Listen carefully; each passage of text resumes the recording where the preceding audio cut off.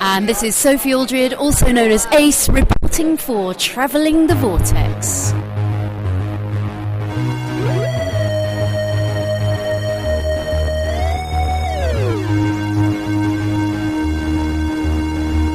We've joined the Doctor as he travels the Vortex and landed at episode number 240. Come on, Ace. We've got work to do. I'm Keith. I'm Sean. I'm Glenn. How are you guys? I'm good. Very good. I'm tired. I bet you're tired. I had a very long weekend. What'd you do this weekend, Keith? We went to Lincoln, Nebraska and Wilbur, Nebraska for the annual Czech Days Festival. As in Czech Republic, as in the country. Not as in written checks. Not as in written right checks. from your bank. Or Chex Mix, which I was really excited about until I looked it up and realized that's not what he was talking about. Wilbur is the Czech capital of the U.S. Little known fact. It was fun. My sister and my mom went many, many years ago, and my sister got a wild hair that she wanted to go again and came back in town, and so me and Sarah went with her and my mom to Wilbur, Nebraska. And we went up on Saturday. How far is it? Well, it's about 40 miles south of Lincoln. That gives you any indicator. 4 hours, 4.5 hours. It's only a 3-hour drive to Lincoln. 3 hours. So we stayed in Lincoln. So we went up Friday night after I got up from working overnights. Yeah, so I worked 10 to 6 Wednesday. Didn't go to sleep because I had dinner with my sister and she came over and saw the house because she came in Tuesday. So I saw her. I got to see her Wednesday and then worked overnight. Then went home and went to bed, got up, did the same thing again, and then got up, had dinner with Sarah's family because her mom retired on Friday, and then drove off to Lincoln and got there at like 10:30 and promptly crashed.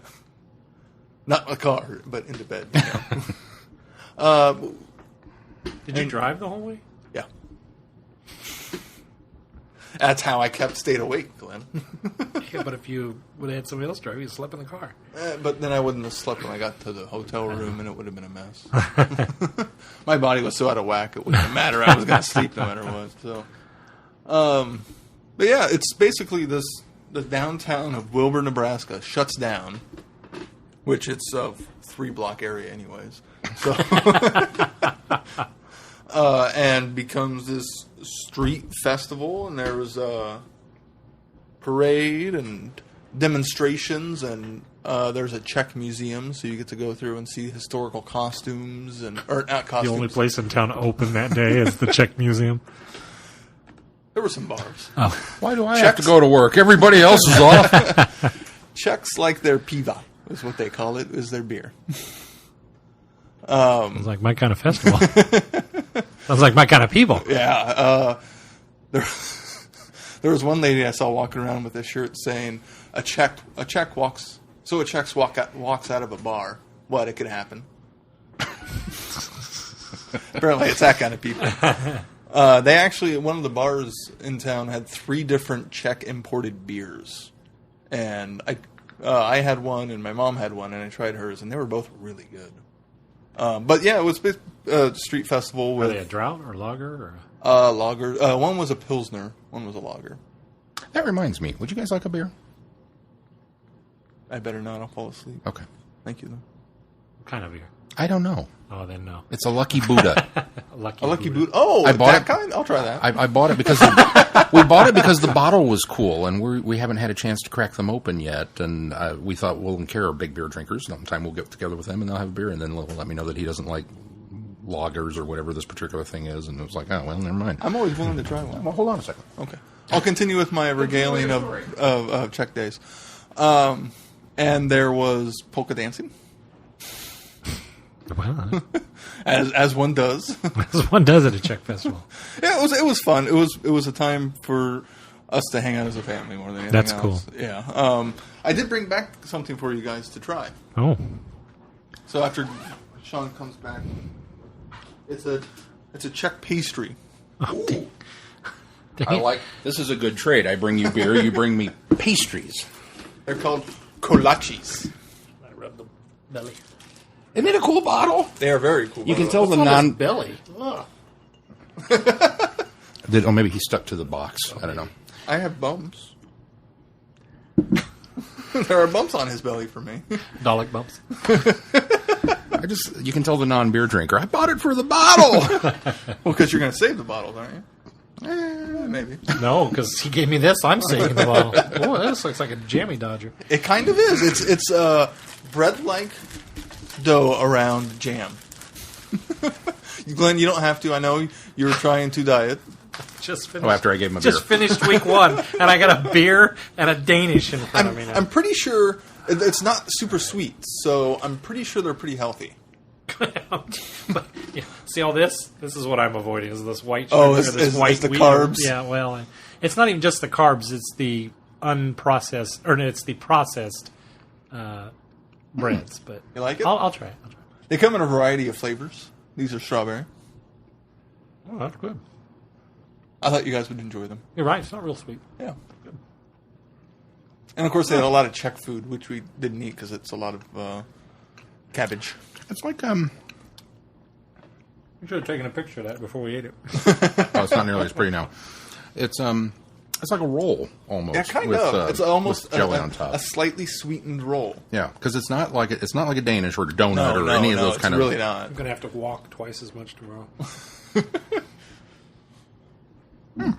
I can look the package we bought them in because it's a bakery and they only make so many, so you got to buy them and while you can. How many of these you got at home?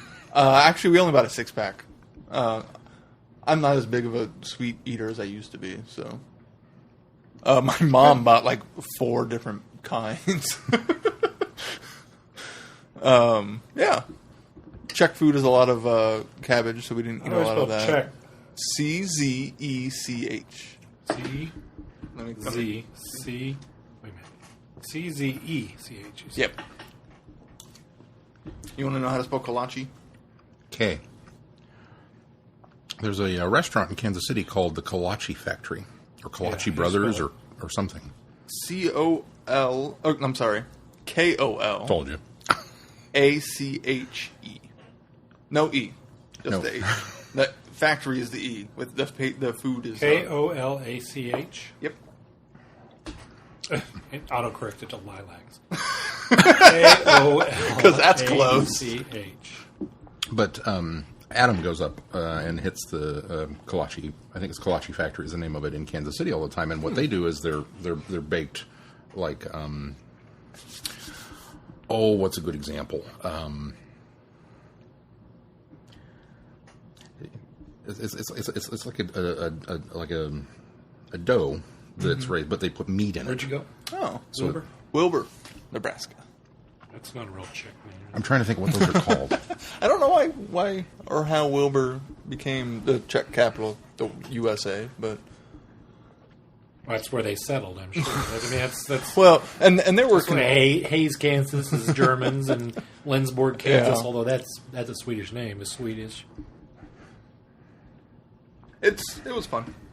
Picked up some salt and pepper shakers that are a Czech boy and a Czech girl leaning over kissing. So it's each one is the boy and the girl, and they're in their traditional outfits. And picked up some yard art too. Some yard art. Some yard art. Okay, so it's this. I'm going to post a picture. We just haven't figured out where it's going to live in the yard yet. In the garden designated garden areas is what I call them. Which means I don't have to mow around it. It's that part of the yard. Okay, I'm going to finish this. I don't care. You've seen those scrap... Well, you saw the one when we walked past it in Omaha. Those scrap metal art where they take scrap metal and weld it together into different shapes. Mm-hmm. This is a monkey riding a tricycle. It's pretty awesome. And it was a hell of a steal. So Do you have a picture? I do have a picture. I'm going to post one online later, but...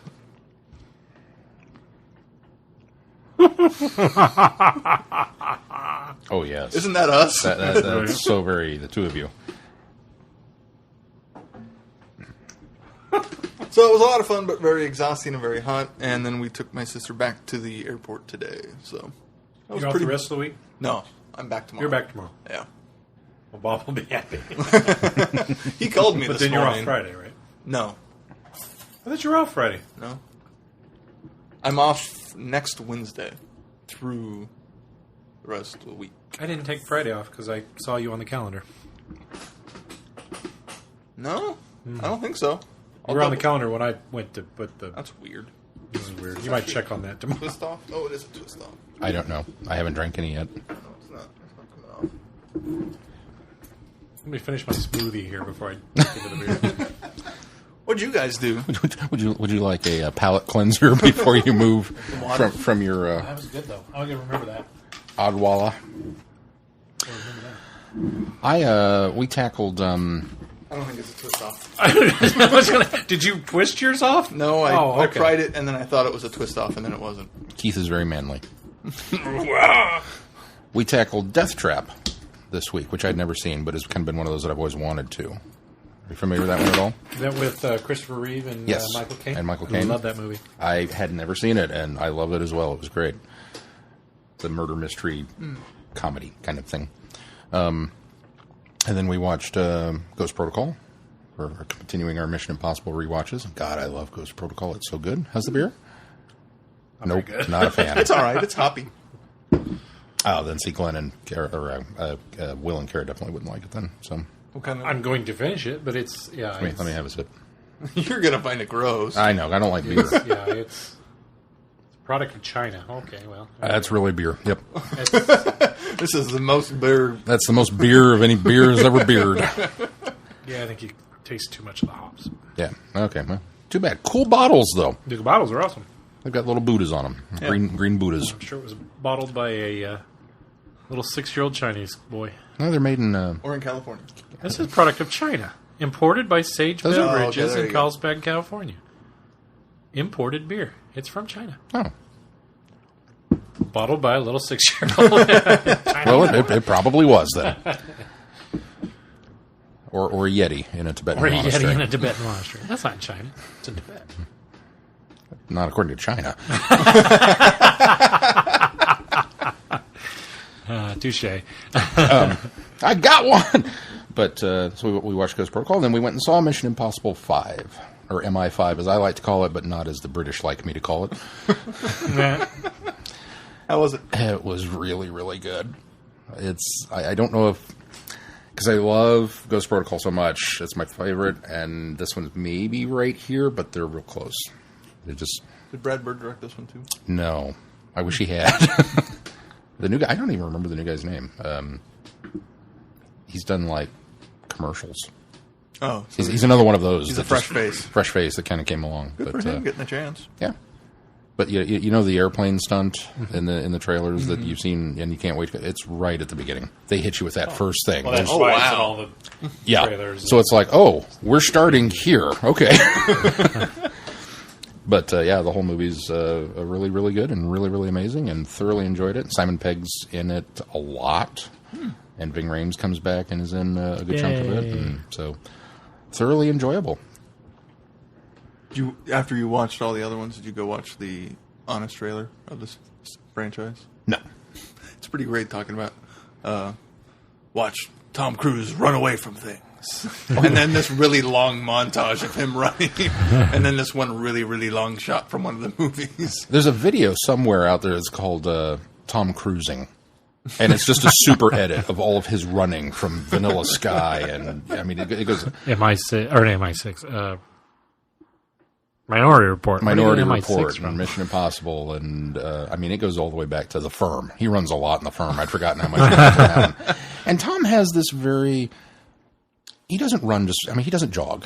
He's never just kind of out there cruising. He's outrun. He's always running with purpose, and he kind of puts his hands in that Terminator 2 thing to get a little more aerodynamic, and he starts going... when he runs, it's impressive to watch him run. But unfortunately, I watched that, so then every time he would run somewhere in the new movie, I kind of went... Well, you might not appreciate the honest trailer as much. Cause I think it's hysterical. The trailer does point out how the same plot device is used in every single movie.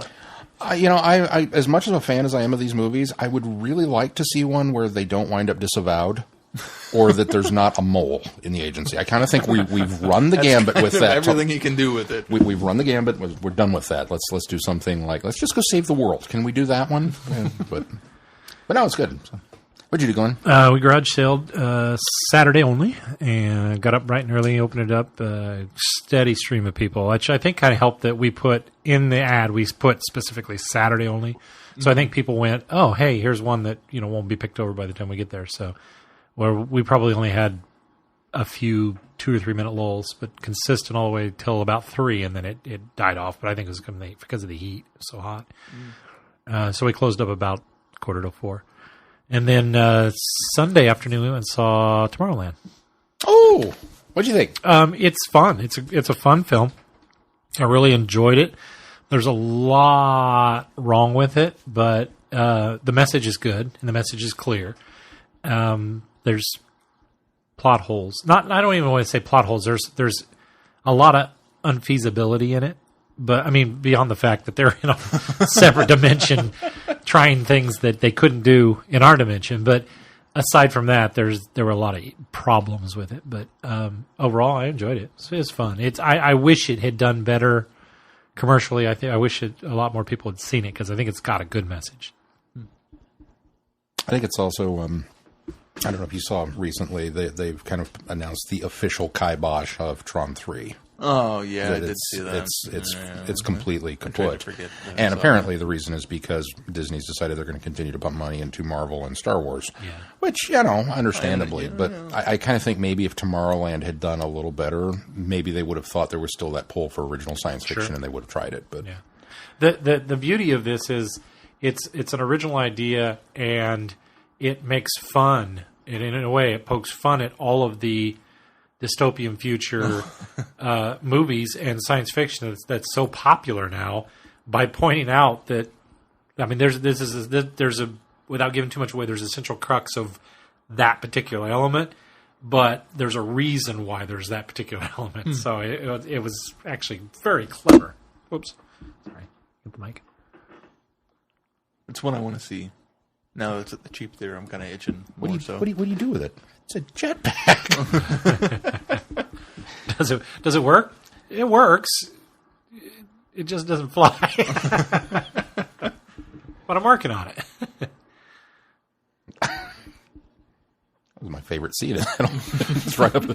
What do you do with it? How old was he when he got kicked out? Do you know? Because that's not clear. That's what makes me mad. 8 to 12, somewhere in there. Yeah, see. You know me and kids, though. I don't look at kids and go, "Oh, that's a 10-year-old." I look at a kid. Yeah, and go, but this I mean, old. But you got the impression it wasn't tall. very long after he got accepted, right? Yeah, I don't believe so. Sorry, Keith. I just had to. That was one of the things that was left hanging. I thought, yeah, because he recognizes him when he comes back. So I don't know how he would recognize him. Although you get the impression they were keeping tabs on him. Oh yeah, I'm sure they. Well, considering just the scene from the trailer where they're traipsing through his house and fighting the robots. Oh, that was a cool scene. Man, that was intense. They obviously knew who he was. Yeah. So much wind. And he knew they were coming eventually. Yeah. Yeah, they were keeping tabs on dear old Frank, but I just wish it had done better. It's such a pretty movie, too. Yeah, it is pretty. It's visually, it's gorgeous. Wheels off of this thing. I loved Hugh Laurie, too. Man, he was such a good villain, non-villain villain. You know what I mean? Yeah. Misguided villain.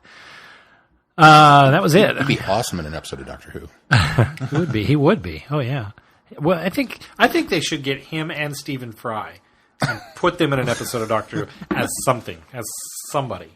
That just would be awesome. I mean, they had Mitchell and Webb, the voice of Mitchell and Webb, and if nothing else, voices. Yeah. Who is the Solomon Robots? Mitchell and Webb. Oh, see, there you go. David Mitchell and Robert Webb. You've been kind of busy driving all over the Midwest. Nebraska. Is the Czech capital of the United States? Well, should we move on to news then? Sure.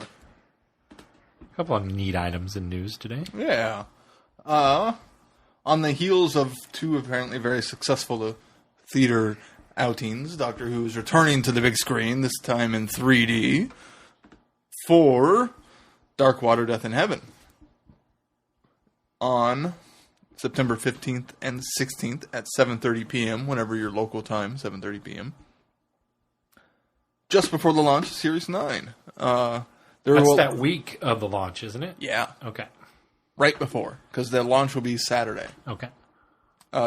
Those getting to see it in the theater, which there are only select theaters at this point. I don't have an exact number, but I know there's not. The Topeka I thought I theater's saw not 300 showing. theaters in the U.S. 300 Hopefully US. they'll expand it more, Yeah. so more people can go. But they will also get The Doctor's Meditation, a special prequel scene to the first episode of Season 9, or Series 9, and an exclusive interview with Peter Capaldi and Jenna Coleman, hosted by Will Wheaton. That's exciting. It is exciting. Lucky people who get to go see that in 3D. I'm thinking about making a trip to Olathe if it doesn't come here.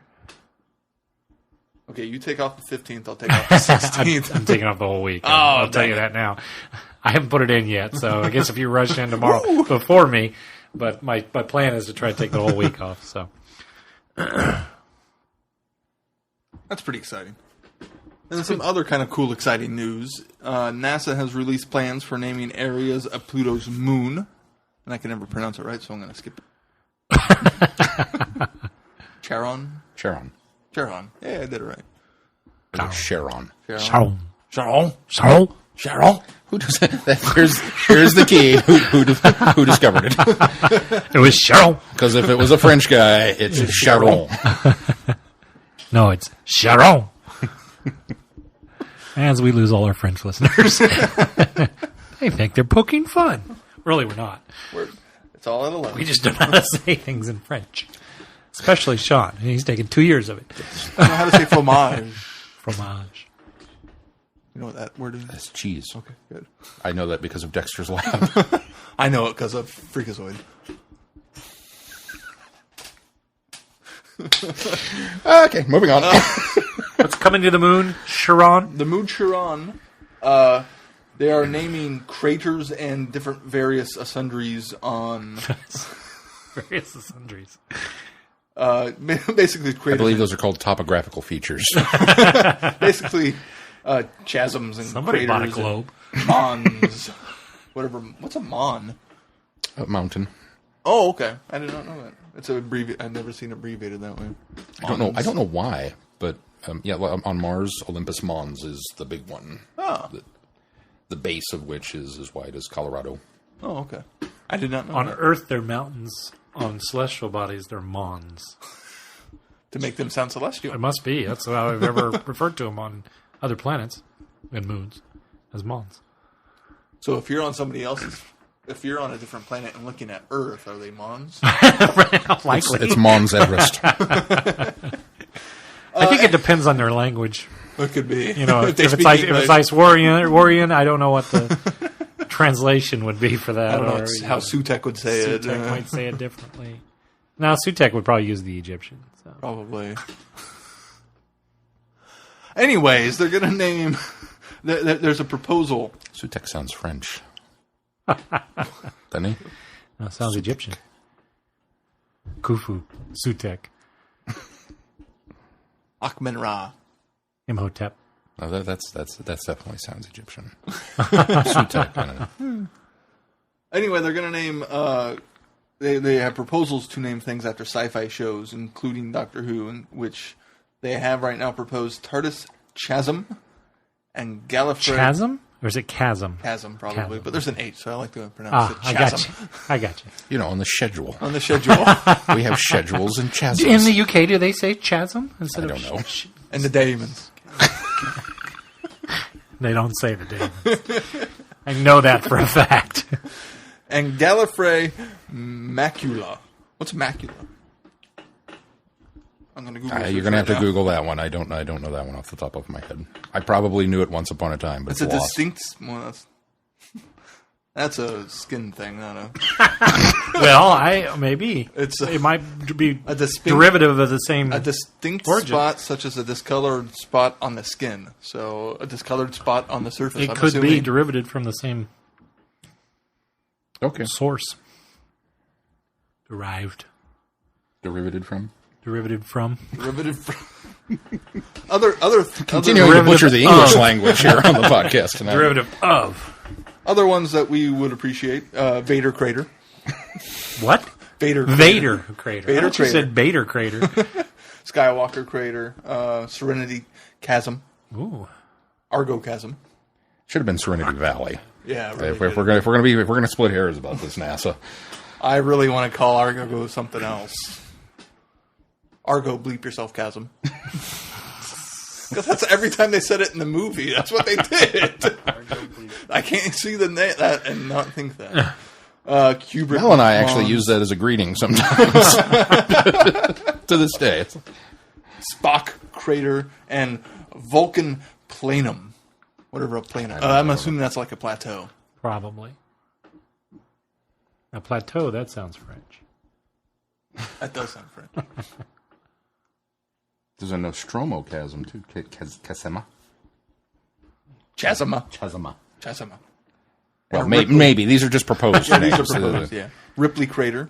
So, I guess log on and vote for your... Are they doing that yet? It doesn't say. The names are to be submitted to the International Astronomical Union for recommendation. Yeah. Oh, these are the...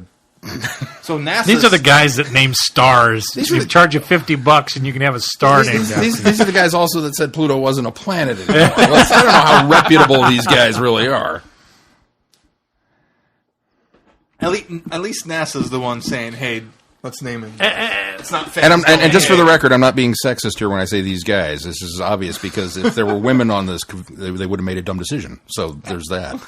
Would have made a dumb decision? Would not have made a dumb gosh. decision. Sounded like you said, Man, I Would thought... not have. Wow, Would not that's have. just really P.O. the No. feminists now.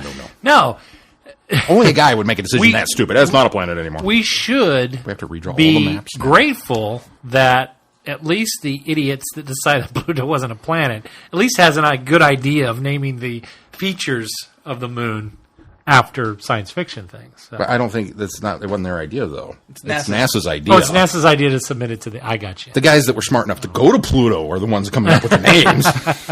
They're the ones going, hey, I got a name for that. I think they get naming rights there. I think so too. I would say so. It's you find it, you name it, right? Well, they didn't find it, but they went and looked at it. They well, close enough. Somebody else found it, and they went and looked at it. So So say we all. So say we all.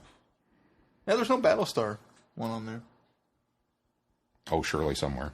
I guess it is just a very small section of the... It's a large moon. Yeah. That's no moon. It's a space station. We'll be doomed. That's it for news. That's all I got. Did you? You probably didn't because you've been gone. Did you happen to see the post recently of the big event they had just recently? And the guy asked, it was Moffat and Jenna Coleman and Capaldi, and he asked them who their favorite monsters were. Did you happen to see this? I saw your share of it on the Facebook. who are your favorite monsters in all of Doctor Who? And Moffat replies with the Daleks, and the crowd goes nuts. And Jenna Coleman goes, well, the Weeping Angels, or maybe the Silence, and the crowd goes nuts. And Capaldi goes, the Chumleys. And there's dead silence throughout the that's too bad. Like nobody, and he just grinned. It's lost episode. You know. Wow, go Capaldi. And he just thought he got the biggest kick out of that nobody knew what it was. I have to be honest. Until that fan video that we posted, the Quark invasion of Earth, that was the first time I'd seen a Chumley. Oh. I had to go look it up. You and find haven't out what seen it was. Galaxy 4. I hadn't seen Galaxy 4. Oh, yeah. Neither yeah. had I, So you've heard of Chumley. I had to go. I've heard of Chumley a lot. You've heard of Chumley a lot, I'm sure. I had to go look it up and find out what this thing was, and then I saw Capaldi said that.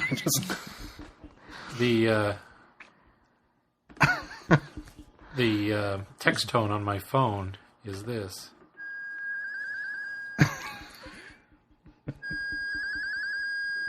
That's what the Chumleys do.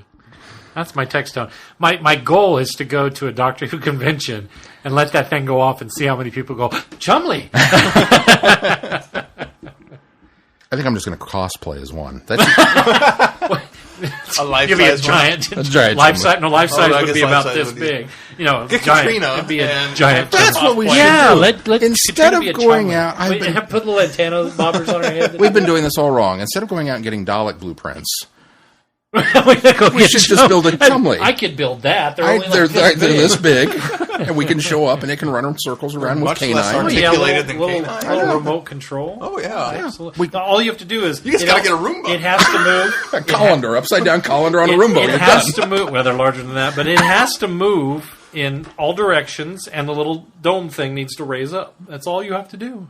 That's it. That seems pretty doable. Chumleys. I love Chumleys. I think we could do this. I love them. And if we Ever since I saw Galaxy 4. Since, when I first saw the Chumleys?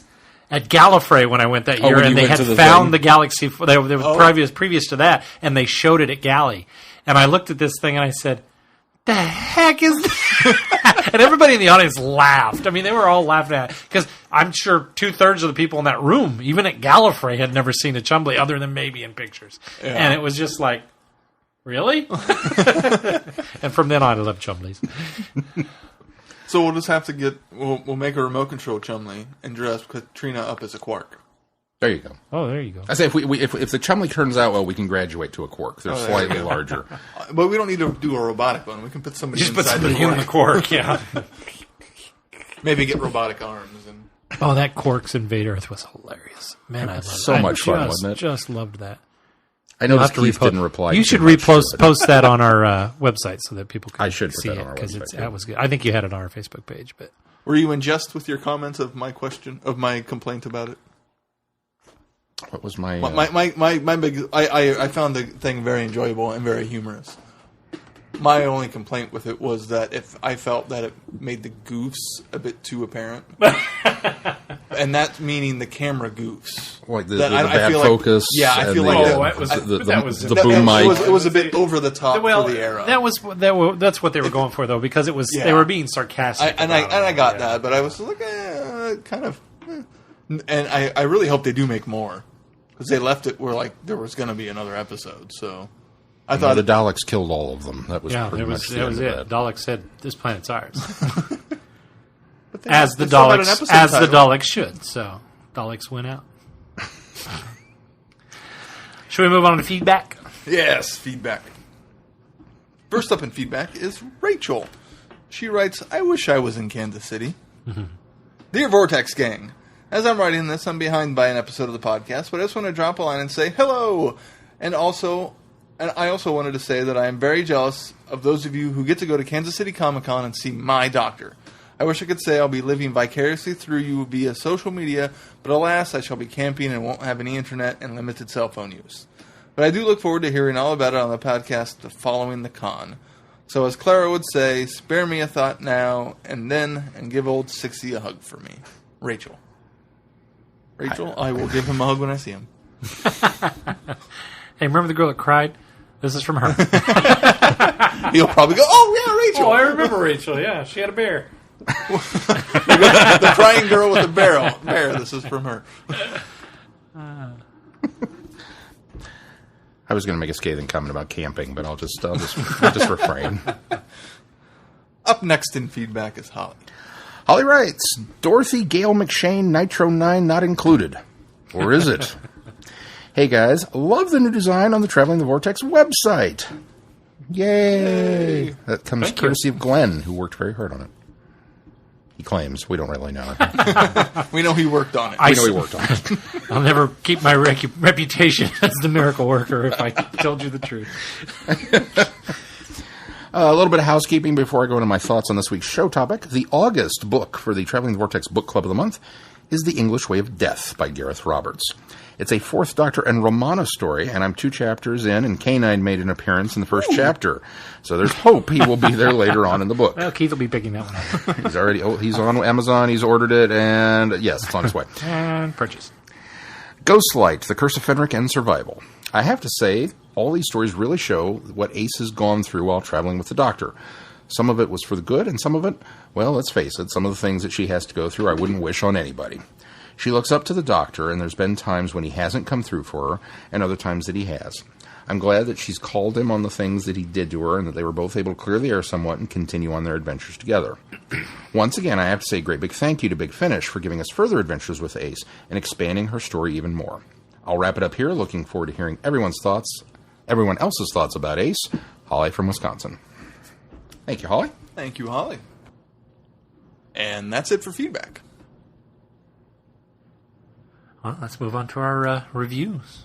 or our topic of discussion this Yeah. week, rather, I because don't have a synopsis. we're not specifically reviewing anything this week, even though Sean did bring up the DVD as though Keith was going to read the synopsis. I just from it. realized I did And that, we've and I already don't know done why. He does it out of habit. We reviewed that a few years back. Early. Yeah. Yeah, pretty early. That was actually the end of our 7 Weeks for 7 Doctors. Was it? The first time around was Survival. Okay. We At were at your old house. I remember Apart- that. apartment. Yeah, I do remember. back part of the I house. remember that part. I've actually. This is one of the few Seventh Doctors I've seen like more than once or twice. I've seen it at least 3 times now. Well, we've done it 3 times for Friday Night. So at least that many times. And just before anybody says, yes, I'm retiring it for a little bit as well. So It's an enjoyable one. I think it's an enjoyable one. It's the weakest of the Ace trilogy, but it's good. It's still good. It's got is saying it's got something. qualities. Yeah, I would agree with that. So let's talk about Ace, or Dorothy Gale Ace McShane. Or McShane, as she just likes to go by sometimes. Just McShane. Well, at this point in her timeline, she's just going by McShane. Just McShane. So Even though the Doctor just continues to call her Ace, and then the next call her Ace. I think, or maybe I don't know. Maybe we're all coming at this from, in a way, kind of the same point or direction, because I didn't realize until last week's discussion that you were a good boy and held off on watching Curse of Fenric. I did. So it was your first time actually Seeing the whole thing. Yeah. I know you hadn't seen it before. Correct. And I hadn't seen it before. So the Ace trilogy, in my head, has always been Ghostlight and Survival, and something happens in the middle. Yeah, I'm ready to discuss this. Let's go. It's like watching A New Hope and then Return of the Jedi. And then watching that having really good Empire. story, Empire Yeah. Strikes Back.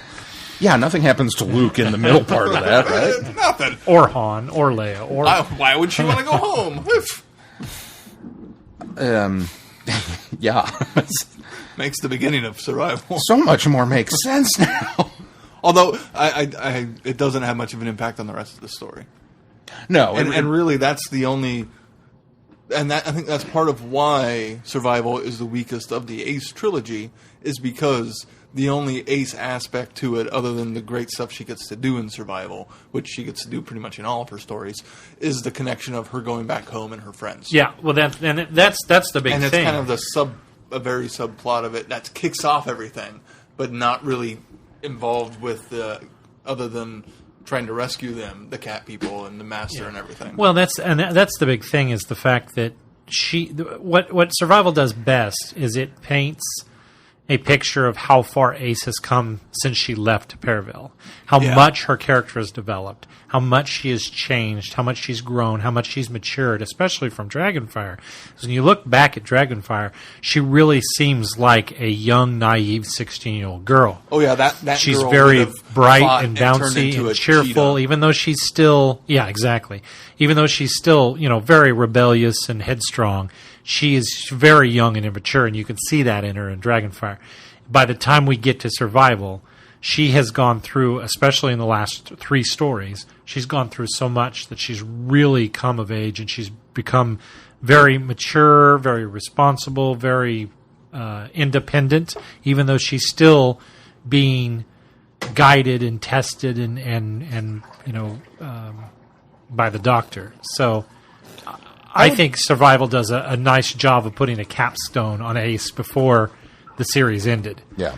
Fortunately, we got to that in Survival, and luckily, I'm actually very grateful that Survival was placed as it was, because originally Curse was going to be the finale of the series. yeah. Or was it Ghostlight? Ghostlight, I think, was going to be the finale of the series. I think that had they not done them the way they did, we wouldn't have seen that expansion of her character No, through we that definitely arc. would have. I'll go one step further, too, and definitely retroactively fixing this in my head.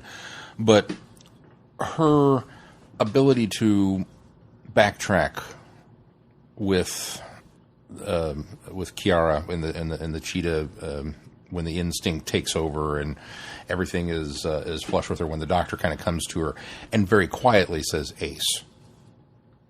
I think it's because I can see it as because of the events of what happened in Curse of Fenric that then she's able to kind of snap out of it and go, "Oh, he's being serious." This isn't just a, you know, this isn't fun playtime. This is right, that he doesn't have to yell at her. Yeah. And kind of with the bravado and, you know, some of what the doctor does. He just says ace, you know, and they have this quiet moment where they discuss, you know, what could happen and that you could turn forever. You could do this. You could do this. And she realizes how earnest he's being with her that, well, unfortunately, we still need you. We need you to do this. Well, more importantly, her friends need her too. Yeah. Not just the doctor, but the people that she counted on in her youth are counting on her now. Right. Well, and as much as awesome as Ace is previously to the story, this one, Survival, it seems like it's more of her stepping into the doctor's shoes more than she ever has before. Yeah, also, agreed. Kind of like how Clara does at the end of Series A. Well, and I think that comes about too from the trials that the doctors put her through over the course of like Ghostlight. Ghostlight is the initiation. Curse is kind of self-discovery. Yeah, and then Survival is apprenticeship. Yeah, exactly. And I think it would have been interesting to see them go on. Perfect superhero trilogy. You're right. It really is. No part of any of Ace's timeline forms her as a character as well as these three. And I think Remembrance of the Daleks is kind of the catalyst that kind of puts the character on the path that we get. Nothing really forms a character better than the Ace trilogy, in my opinion. I would agree.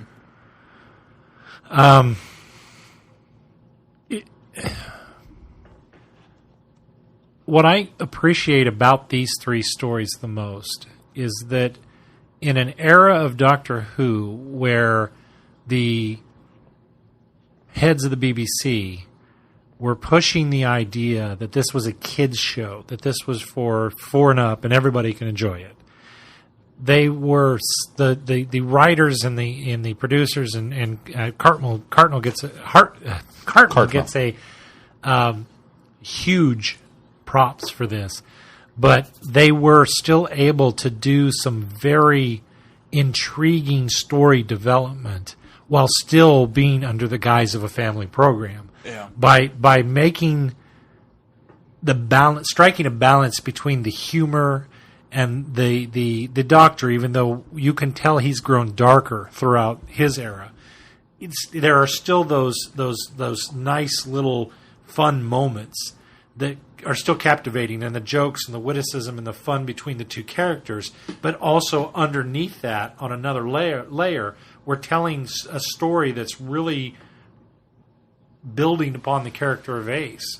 And to be able to do that in 2 layers and be able to get away with that when you've got so much pressure from above saying, this is a family program, but still being able to have that underlying current that is still noticeable in the stories, I think is a huge bonus for the trilogy as well. Yeah, I would agree. It was fun. I spent the last couple of weeks, I've been mowing through very quickly Script Doctor, the inside story of Doctor Who, 86 to 89, by Andrew Cartmel.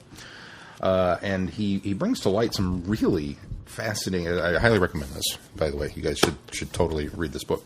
But he brings to light some very interesting... I am done with it. Well, so if somebody wants to borrow it next, you just have... It's my autographed copy. So I will dog-ear it, and I will bend the spine, and I will do all kinds of evil things. Evil things to it. There's a special layer of hell for people who dog-ear books, by the way. And break their spines. And break the spines. It's right next to the hell for people who talk in movie theaters. One of the things that I didn't realize that John Nathan Turner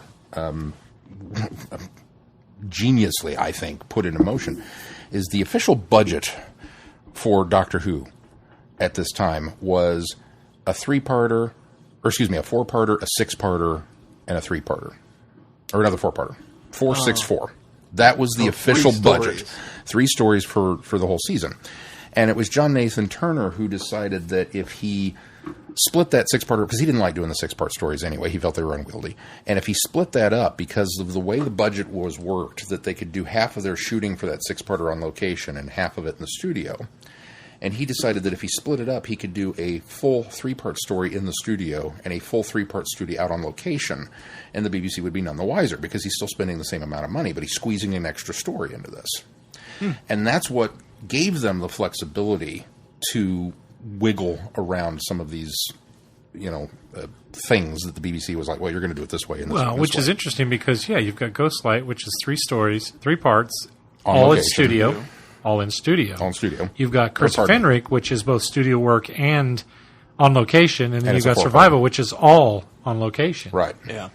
And so that's part of the magic of what made this work. And it also allowed, Cartmel to hire one extra author for each season. And another tidbit, just how much of Ace is actually Sophie Aldred. Apparently, she so loved the costume, the bomber jacket with the badges and everything.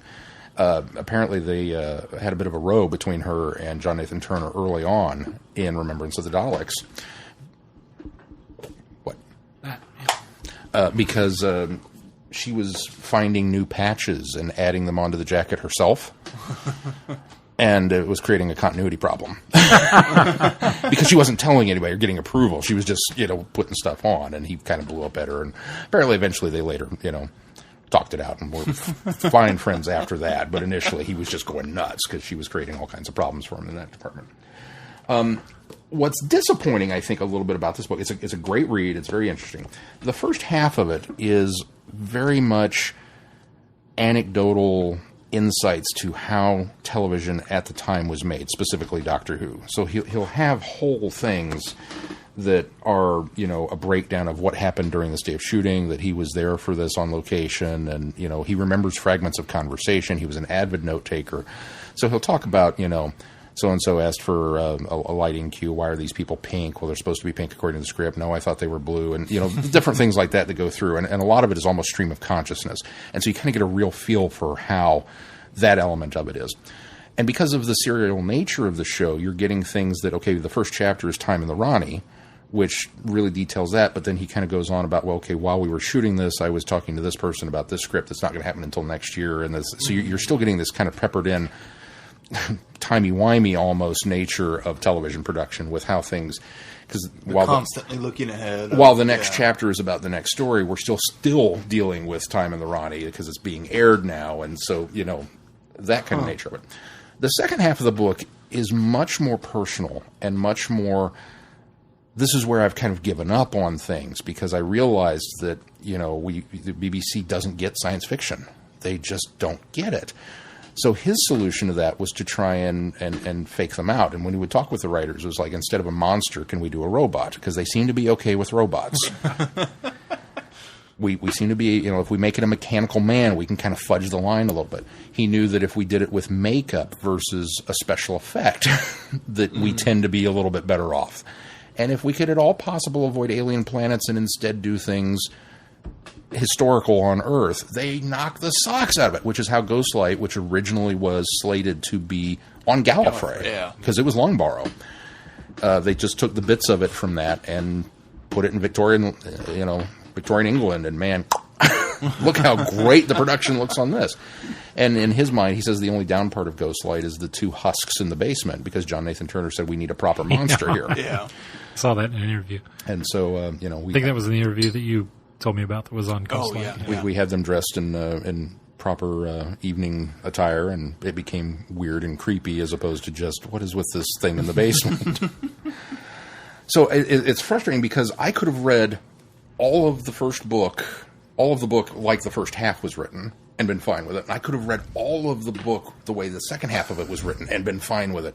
It just seemed really odd. I don't know, maybe he feels a little more personal attachment to the stories in the second half of his run, as opposed to some of the ones in the first half that he doesn't feel maybe got quite right or something like that, because that's why he's able to open up so much more about them. But either way, it's a fascinating read. But he talks a lot about his relationship with J&T and specifically how the show developed, and Sylvester and Sophie and what they brought to the table. And so that's really kind of a cool facet that for me got added onto that. It wasn't quite as insightful as I'd hoped with this particular discussion. Right.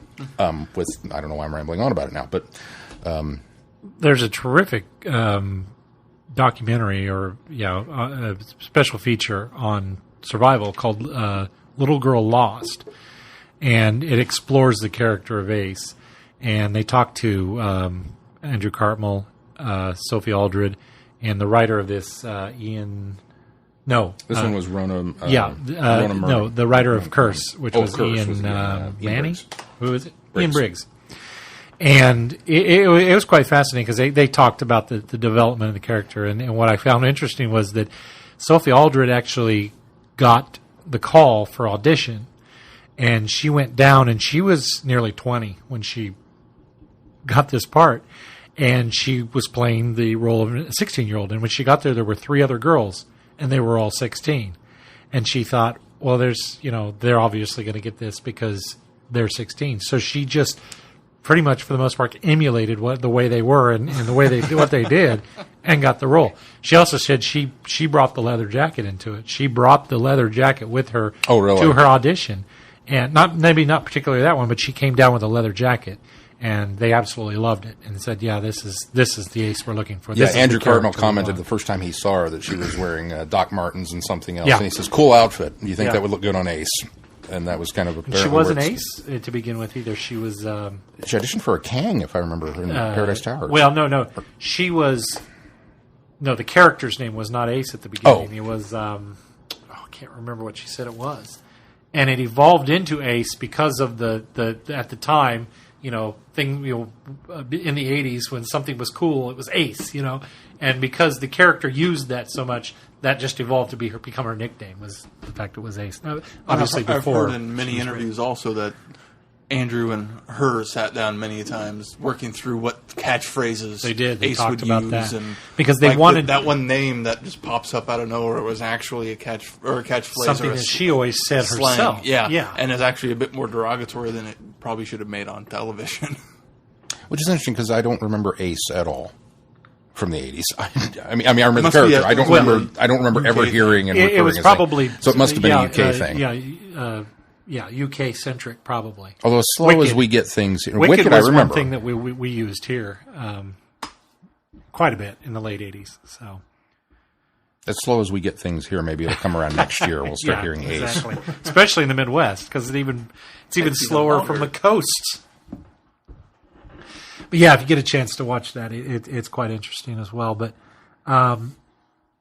Ace was like no other companion that we had before, because even though we've always talked about the kind of the apprenticeship that she had with the doctor, that it was more of a student-teacher relationship.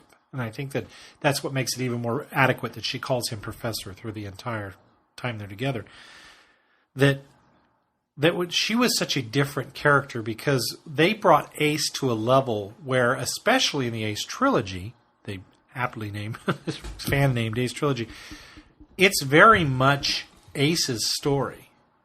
The Doctor is there doing the Doctor-type things, but everything is really told from Ace's perspective. Everything is kind of laid out because everything centers around Ace's life. So in Ghostlight, she's returned to the house that she burnt down after her friend's flat was firebombed. And then Curse of Fenric, obviously, is that centerpiece that wraps clear back around to Dragonfire the reason she's with the Doctor is because of this elaborate setup by Fenric. And then Survival, obviously, her being the catalyst to get them home and the importance that she plays in that. The Doctor, and she said, to Sylvester's credit, any other actor that played the Doctor probably wouldn't have taken such a side seat to a companion role. And no time was a companion ever, until obviously the new series, but in Classic Who, never was the companion really kind of the driving point of all of the storytelling in the season. And so she said, to Sylvester's credit, he was very willing to do that, to be the almost the sidekick to the companion sometimes. And it really comes through that Sylvester was very much in. You don't feel any. Sometimes I would think that Tom Baker probably upstaged a lot of times. If he wasn't in a scene as much, he probably did what he could with his lines to try to upstage the other actors. I don't see that so much with Davison, but I see that with Colin as well. Even though Colin's a wonderful man, I could see him kind of saying, well, this is kind of the Doctor's role. He takes that very personal. Sylvester was willing to kind of set aside and say, yeah, no, we're just going to be, parallel here. And this is, I think probably mostly because the doctor in that situation is the teacher, is the one that knows sort of what's going on, and it's easier to do with the ace companion than it is somebody else who's always considered a sounding board for the doctor. Yeah. Whereas Ace was never really a sounding board for the doctor. And Ace wasn't more of a peer. She wasn't the damsel. Yeah, she wasn't the damsel. She was never the screamer. She always her role was consistent. Well, she was man of action. Yeah, well, she was. Yeah, she was Ian. The role she filled. She was Ian if you would compare her to anybody.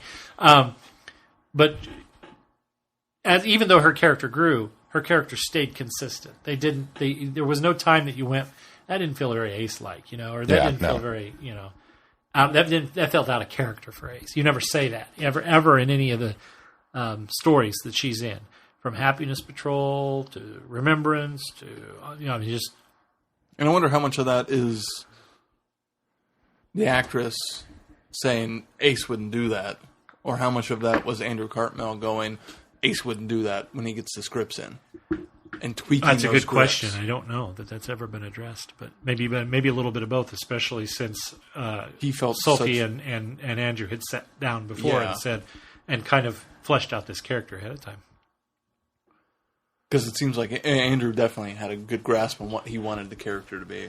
Well, I wonder too how much of this, with the drive to make the Doctor more mysterious and take back some of the backseat helps make him more mysterious. I wonder how much of the that played into it. That it's much easier to be a little more mysterious when you're not the focus of attention, and that we get the references to chess, we get the references to what a game player the Doctor is, and that he's playing the long game a lot in McCoy's era, and so I think that kind of helps with that as well, because it's interesting that we've had throughout the show we've had glimpses into the companions' lives.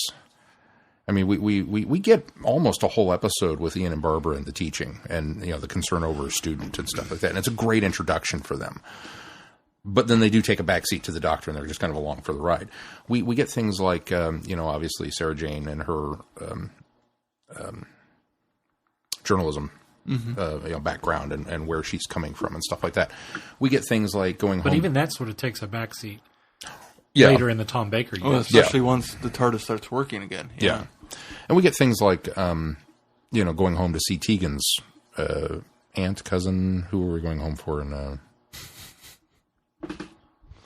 Cousin, wasn't it? I can't remember. Arose several hundred years too early, but yeah.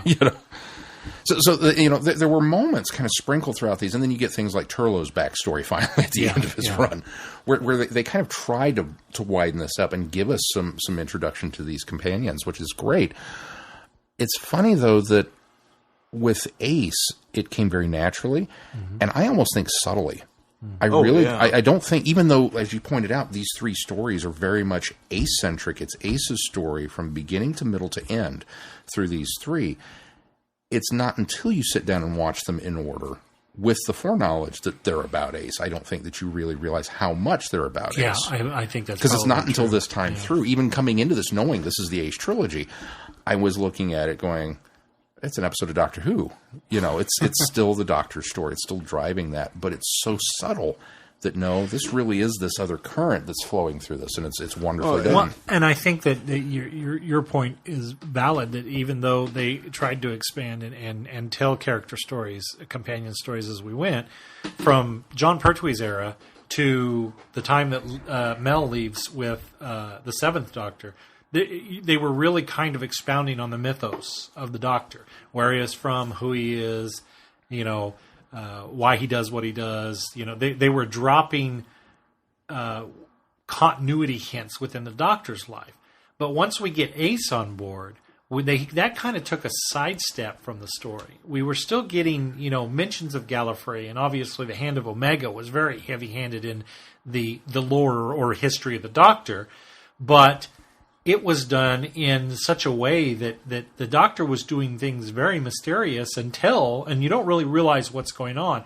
And Remembrance, also, you have to remember, came in a year where it was a reunion, or not reunion, it was an anniversary year. So that sort of call back to Trotter's Lane Trotter's Lane, and Daleks, and going back to the beginning, and the Hand of Omega, which he had. That was very much in that same vein, but we were also still getting a lot of the forefront of Ace really becoming the central character. And so I think it's at that point that you're right. That maybe that's why he becomes... it was easy for them to back off on the mystery, because we weren't telling so much of the Doctor's past or future or what he's doing now, and we were dividing our attention and focusing more on the companion on a full-time basis, as opposed to in the past with Tegan and Sarah Jane and on an everyone occasional basis. Turlough, on an occasional basis. Yeah. Well, it was interesting too to read. Cartmel has a really interesting spin on it. That, in his words, the Doctor went from being this enigmatic figure that we didn't know much about to all of a sudden we found out that he was a Time Lord, that he was from Gallifrey, that he was a renegade, that he'd been exiled, TARDIS, and all this kind of stuff was kind of laid out for him, to the point where eventually he's a putz who gets put on trial. Yeah. And I thought, that really, when you, I hadn't looked at Trial of a Time Lord in that light before, that it's supposed to be this big moment for our hero to, be brought to this, but I don't know that he should have been, and so for that to be kind of his driving force to let's return to him of somebody of power that has this air of mystery about him, and I really got the impression that they were definitely setting him up to be on par with Rassilon and Omega. Yeah, there was no doubt that this was where things were headed. Well, and then that's very evident when you start getting into, and Cartmel and a lot of them had a lot of hand in this when the Virgin New Adventures were coming out. That's very much the direction they went, while still keeping the Doctor very mysterious. Even the stories that I've read the first 5 books of the Virgin New Adventures now, and it's still very much Ace's story, and it's really fascinating that they were able to just continue on with that theme and that style of storytelling, and continue to keep the Doctor's. I think you'll always want to know more about the Doctor, but you'll always have in the back of your mind, I just don't quite want to know everything yet, and they do a really good job of giving you just enough, but while still maintaining a really good story by focusing on Ace, and I'm really excited to keep going in the new. That's the one thing with the subtle nature of these. I almost wish that we would get a little more. It's just the one line that we get about her friend's house being firebombed, and that this house was always creepy, and that in Ace's young mind that made an okay connection between I'm going to come back here and firebomb it because I knew there was something wrong with it. But it's like that in and of itself, I think, is a story. Oh yeah, I think that's. Did you finish Ghostlight? Yes, I did. Okay, so one of the things that fascinated me about Ghostlight, I don't think Ghostlight told much more. He's talking the novelization. Yeah, the novelization. Because you finished it too, right? I did finish it. I don't think it expounds substantially on Ghostlight, and it certainly doesn't make Ghostlight any more. It makes it a little more understandable, I think. I think it makes it quite a bit I more think what it does understandable, is it delves into the Ace idea a lot better than the television show did. And because we do start out with the Ace as a young girl before she meets the Doctor in the house, and what's going through her mind post the tragic event that's happened to her friend, and what's kind of going through her mind, and it almost gives more of a reason for why what she did. Instead of just in the television story, we rely on a lot of hints dropped back, learning the backstory as this story is unfolding. Whereas this really kind of gives you more motive for Ace, which I thought was very interesting. Yeah, it definitely does. And the other thing I think Ghostlight, the novelization, does is a little bit expound on some of the other characters and explore what they're doing and help explain what they're doing. I more think than anything Nimrod else. is fleshed out much better. Nimrod's a in the book. lot more, and Much Control is. Control and Light seem much less random. Yes, than the novelization. agreed. And what's televised, because you're not in their heads, you don't know why they're doing what they're doing, and they don't really give us good lines to explain why. Oh, you don't. Although you really don't, from Control's perspective, until much later in the book. Yeah. And then you really do. So there's Control is one of those ones I was always, okay, that one I can't figure out. I can't figure out what this character is. And as I'm reading, and Control finally comes into the She story. becomes ladylike. Well, as she's progressing the story, I'm thinking, I'm not getting any more out of this than I did in the book. And it's not until she kind of evolves to that final point that it really starts to take off, and you understand Control's motives and why she's doing what she's doing, that she wants to escape, the essential bondage of her role in this whole thing, and that what's the main guy's name? Josiah has always been the one that goes out and does the and that's a phrase. It's almost a jealousy thing. Yeah, it's almost and a what Light called Josiah. I don't think they ever referenced in the television of survey agent. Survey agent, yeah. I don't remember ever hearing that either. I don't remember. And just having that phrase, it totally makes sense. Just to hear because that now. because you get Light, that explains Control, and Josiah, and it's like what? But Yeah. but when you put it in the perspective of Light, Control, and the survey agent, then suddenly it's more of a ship unit, and it makes a lot more sense. Yeah. And it's one of those stories. After reading the novelization, it's not like an aha moment. I get it. It's okay. It all kind of makes a lot more sense. It does. It expounds on it. Just doesn't. You don't get the satisfaction, I think, that you expect to get.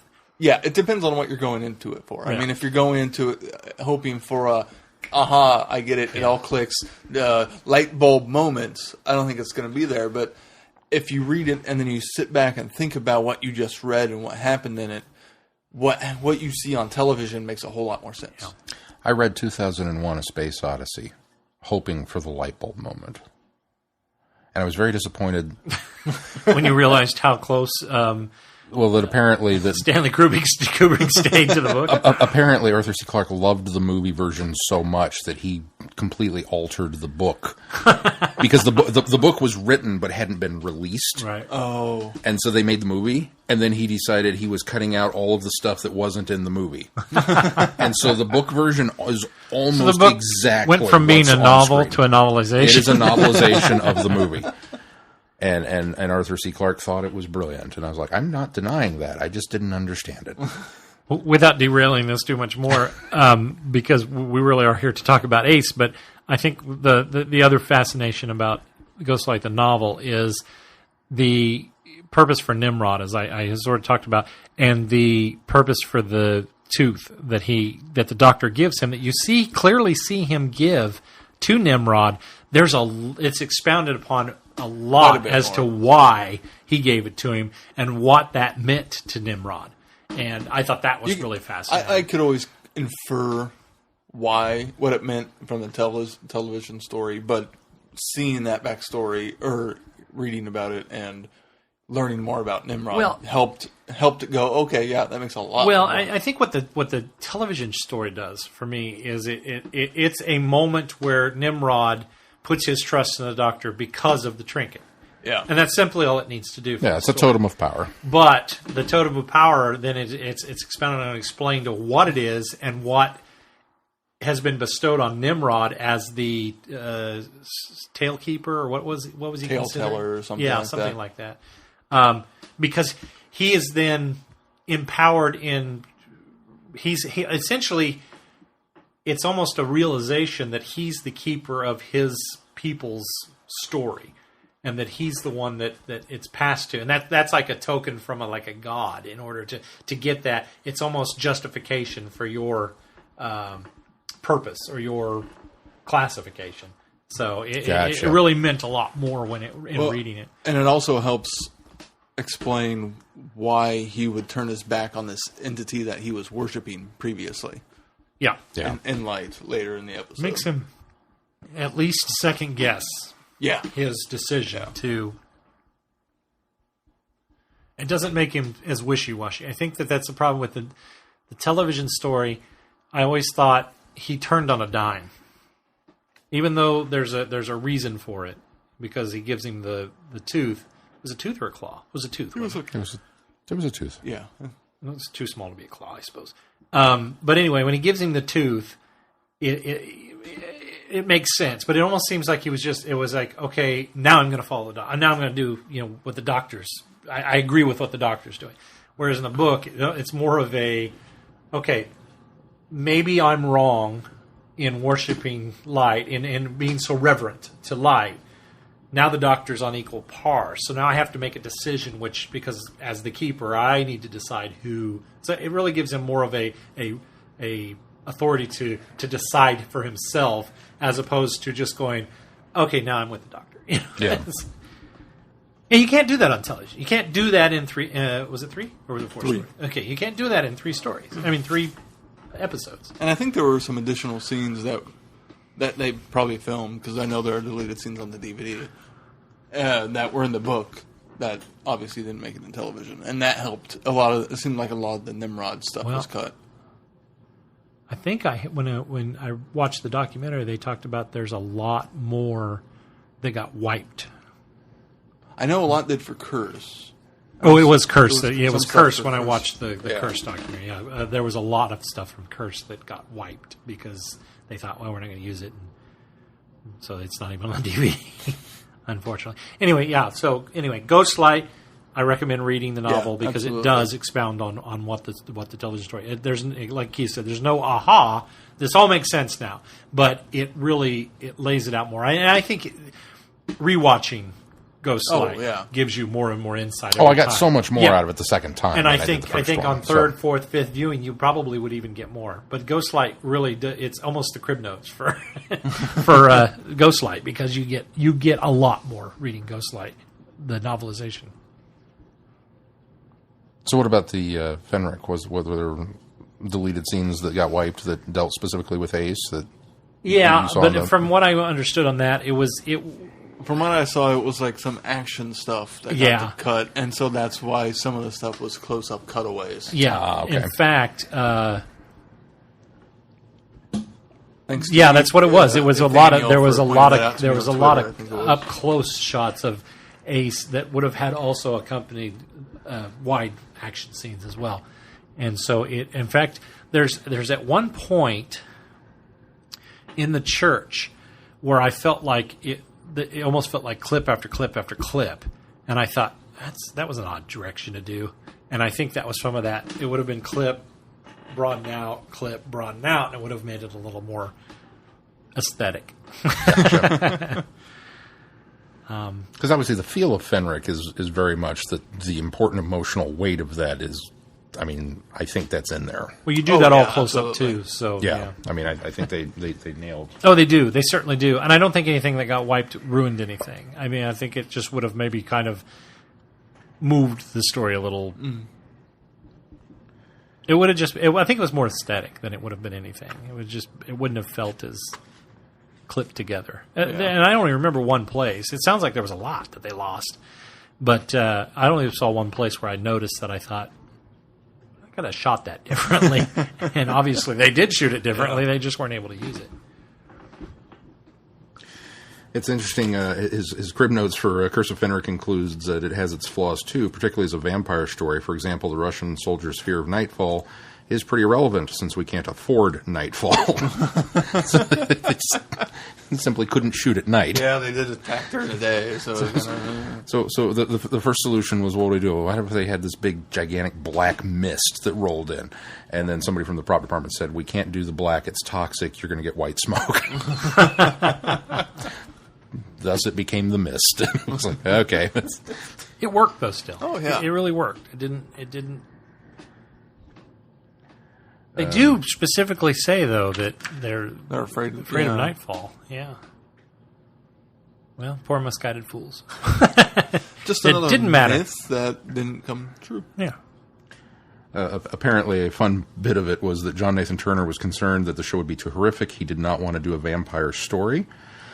At one point, this would have given me cause for panic. By now, I'd learned to be resourceful to get things to work on Doctor Who. So we simply went through the Curse of Fenric scripts and removed every reference to vampires, replacing it with a word that Ian had coined, hemivores, or blood eaters. The substitution did the trick. He said they did the same thing for Silver Nemesis, that they didn't want to do Nazis, that was forbidden. You're not allowed to do that. So they just simply made them paramilitary. And then all of a sudden it was fine, despite the fact there's a swastika hanging on the wall. It's like, yeah, okay, sure, why not? So the funness of that. But what was the story I wanted to tell you specifically about Fenric with Ace? I like as you're looking for that, I kind of like as cheesy as it could come off, the fact that her name is Dorothy Gale McShane. It's funny that it starts off with her being swept up by a time storm and taken to Ice World or Oz. I mean, it's where she meets a wizard, pretty much. Yeah, it's very much that because Dragonfire has those elements of Wizard of Oz all the way down to the Dorothy Gale, and beyond that, it doesn't parallel. It's more of a almost Alice in Wonderland than it is Wizard of Oz from that point on. But it is really kind of interesting that they took that approach of a time storm lifting Dorothy Gale up and removing her from Kansas, or Perryville in this case. And I think that part of me wants to go, oh, that's just silly. But it's not. For some reason, it's completely viable. I almost like the nod to the Wizard. Do you like the Wizard of Oz? I like the nod to that. I like the fact that there's a little piece of that in Doctor Who, but we don't completely justifies my existence now. we don't substitute somebody for the lion or the scarecrow or the wizard. We do sort of the wizard, but any of that. But the story still sort of parallels. I think what makes it believable is we don't see it. Yeah, it happens off camera, so we just kind of take their word for that's what it was. In fact, if we had seen it, I probably would have thought it was a little cornball. Yeah. Because there's no way they could do that justice in that time period. Yeah. That would have been a transmat. Bing. Yeah. Okay, here I am. Now react. Where am I? Well, just the idea of it's a time storm that we believe is devised by her own. That she blew herself up. Basically that she was experimenting with explosives, and at the time we think she created some sort of time storm that basically transplanted her.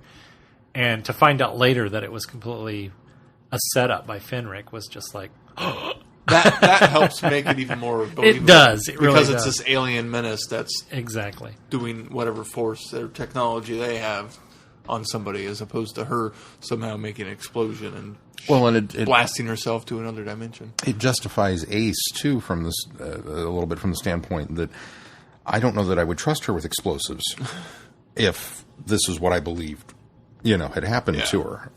But then finding this out is like, oh yeah, go blow something up. You know what you're doing. There's no danger here. Yeah. I particularly made a reference to this because we talked about it when we did Fenric with the seduction scene. Oh yeah. Unfortunately, he only comments. He says there's a scene where he seduces a guard to distract him, and it has some fascinating dialogue, which is almost blank verse. Is he making the right moves or just going through the motions? In fact, Ian and I had to hastily adjust the dialogue in this scene to account for unseasonable weather conditions on location. We had snow in April. Oh. Originally, it featured lines like "too hot, clothes sticking to me." Those lines were greeted with howls of cynical laughter by the freezing crew. So Ian came up with, "There's a wind whipping up, I can feel it through my clothes." But unfortunately, that's the extent of the... That's it. That's that was one of the... all you get for probably one of the most awkward moments in Doctor Who. I was reading that going, okay, I hope he's going to really delve into this now. And no, just kind of glazed over it. So it's still one of those scenes that is very tame, especially to today's standards, but really still watching it makes me feel uncomfortable. Yeah. And then probably because of the aspect of her age, roughly. And because she started out with him as 16, but she could have had a birthday or two. Closer to womanhood at that point. But then what makes it even worse is the implication that she actually slept with Glitz when she was 16. So it's just there's a few awkward moments in there that it just. And then there's the hitting on. Maybe age of consent is younger. It's funny that you mention that, because I remember thinking when we had the discussion about Dragonfire and how powerful that scene was, and yet at the same time how that it just bothered all three of us. I think we're a little bothered by it, but this one, despite its awkwardness, had so many shades of that uncomfortable nature to it, and I don't know if it's because it's Ace. But at this point, she has matured a lot. She's matured a lot. Had that scene come a lot earlier in her storyline, it would have been almost off-putting. But like I say, it's tame to today's standards, and it's almost even though it's uncomfortable and awkward, it's acceptable because maybe as much as she had grown, as much as she had matured by this point. Maybe it works better on that level. And see, because I don't know that if Sarah Jane had been given this particular assignment and this line of dialogue that she volunteered to go seduce the guard, I would have bought it. She's a grown woman. If Rose had, and they even make the joke about it in Unearthly Child, or not Unearthly Child, Empty Child.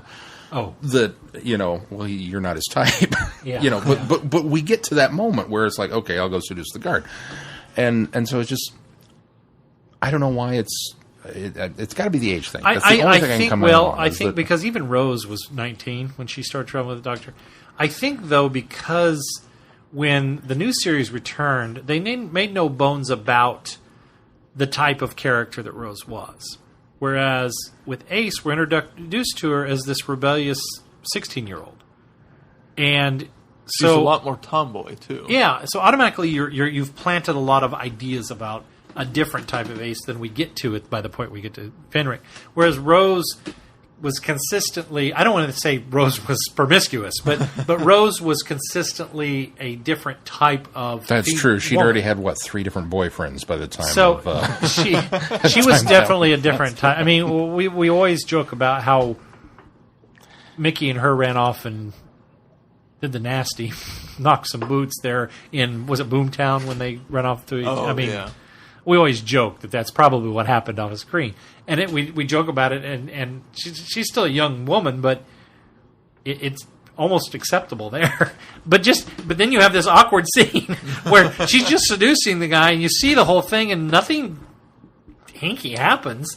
But it's just very awkward. It's maybe because also our perspective of Classic Who, we grew up with it as young kids, Sean and I at least. And we even Keith puts it in the mentality that it was then. It was a kid's show. Yeah. It was a kid's show. I mean, that's what even though we all know by the time the Seventh Doctor era came around, they were no longer wanting to be a kid's show. But I'm pretty sure the moment Leela showed up, when Doctor Who returned, we kept calling it a family show. And it felt more grown up, and it felt more, and mostly because those of us that watched it when we were young, we were much older now, and so they were targeting us, especially as individuals that were young when this was on in the first place. So maybe that has something to do with it. Maybe that's it. Yeah, there's a division because once the movie comes around, it feels a lot more grown up. It feels a lot more adult. And the kissing scene, some of the even just dialogue that's mentioned is much more older, targeted to older people.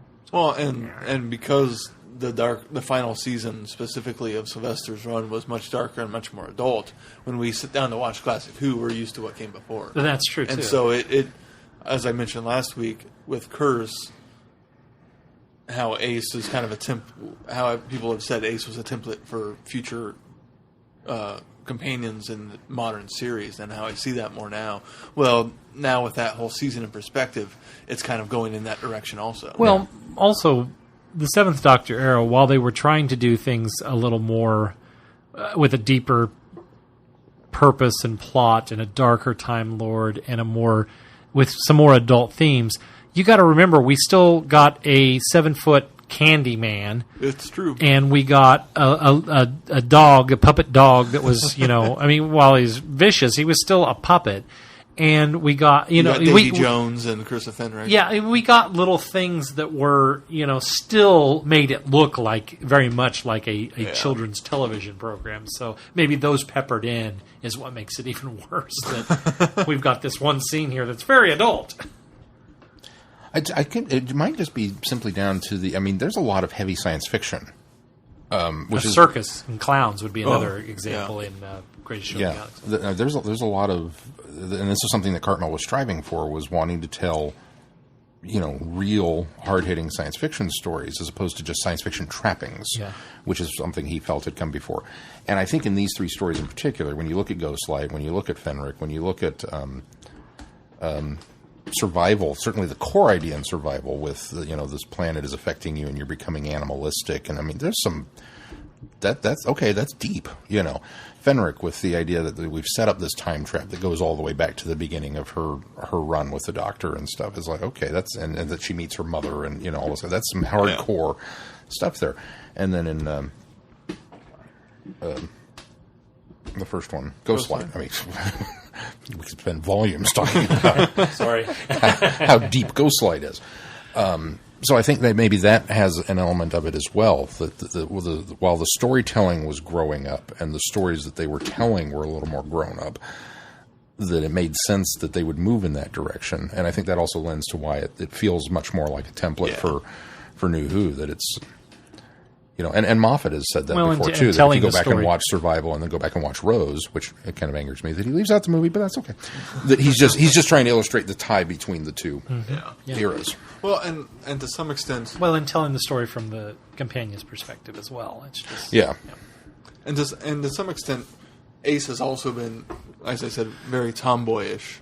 And she hasn't had a lot of, aside from Dragonfire and that one scene, she hasn't had a lot of instances in her run where she was romantically involved with somebody or showed more feminine provocations or whatever.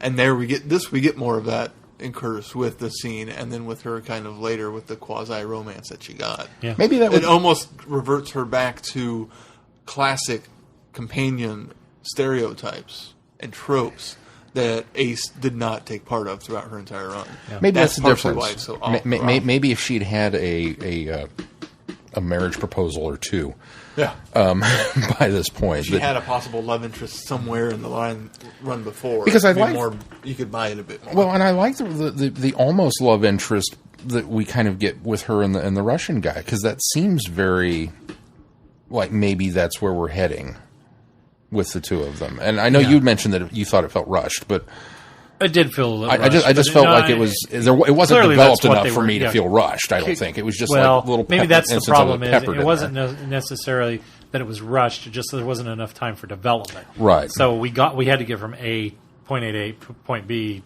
too quickly. Yeah. I would have liked to have seen her with your Kronos. I think that she'd have made a good warrior queen. He'd have picked her immediately. Oh, I know, right? You, my next wife. Dive! Well, let's wrap up She'd have dropped some Nitro 9 on her. Let's wrap up our Ace discussion. Is there anything else that you think is poignant to touch upon, especially within the Ace trilogy, which is kind of our focus? As with most things, we've tangented a lot. I think, for me, the series ends... For all the years that I didn't get to explore Sylvester when I was younger, and even part of the Sixth Doctor, and hearing all of the stories of the demise and how, what could be and never was, I really think that the Ace trilogy, in my mind, even though I would have liked to have seen it go on, really is a marvel for classic Who. It's really a solid ending for how many 30-some years of television by that point. I think it's nearly 30. 26 years, 26 seasons of television. To end on such a solid ground as those three, even in my opinion, Survival being the weakest of the three, it's still a great story. It's still a good story. It's still a very impactful story. So for something to go 30 years, nearly 30 years, and end as solid as those three stories, I think it had. Thank goodness it's come back and it's got renewed life. But had that been the end and that ended on such solid footing, I'm actually kind of satisfied. I would have been. It went out on a high note. It really did. For as rocky as it got there through the end of Colin's era and even in the beginning of Sylvester's era, I think it still was rocky. It finally found some solid ground before it went off hiatus. On to hiatus. It makes you wonder what a season 27 would have brought. You know, I mean, obviously we've gotten. We know from Andrew Cartmel said, and from what other people have said, but just I mean, Andrew, we're all on a first name. We're on, friend of the show, Andrew Cartmel. But what would have been, we know, as I said, what he has said that they wanted to go, but would the stories that would entail the direction they wanted to go, would they have been as good? Would they have been as solid? Would they have been as could have been televised easily? Exactly. I mean, would we have gotten some of the? Would it have maintained that status? Had they maintained the guidance by Andrew Cartmel, I think that certainly yes, we would have gotten it. I think what would have happened, especially hearing what you're talking about of his discussion in the book, I would have imagined he would have gotten frustrated with having to jump through the hoops and having to use some subterfuge in order to get things in that they wanted in. I think that would have been very grating on him, and at some point he would have had to have stepped aside. Somebody else would have come in. And if they had caved to the powers, whereas he was basically manipulating the powers, that he had the next person in line caved, then I think we would have gone back to the status quo, and we would have gone even more downhill than I think is perceived. That's the problem. I think there's this perception that Doctor Who was on a downhill slope and continued on a downhill slope until its demise.